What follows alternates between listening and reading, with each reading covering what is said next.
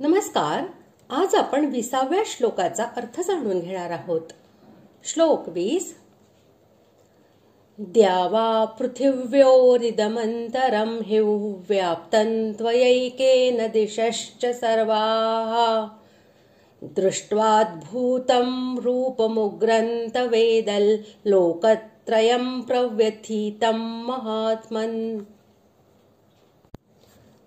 श्लोकाचा अर्थ: हे महात्मन, हे स्वर्ग आणि पृथ्वी यांच्यामधील आकाश आणि सर्व दिशा फक्त आपण एकट्यानेच व्यापून टाकल्या आहेत.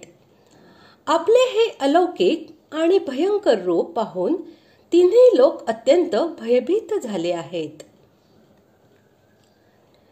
या श्लोकाचे तात्पर्य असे की महात्मन या संबोधनाने भगवंताला संपूर्ण विश्वाचा महान आत्मा असे सांगून अर्जुन असे म्हणत आहे की तुमचे हे विराट रूप इतके विस्तृत आहे की स्वर्ग व पृथ्वी यांच्यामधील हे आकाश आणि सर्व दिशा त्यामुळे व्याप्त होत आहेत. जिथे तुमचे स्वरूप नाही असे स्थान मला कोठेही दिसत नाही.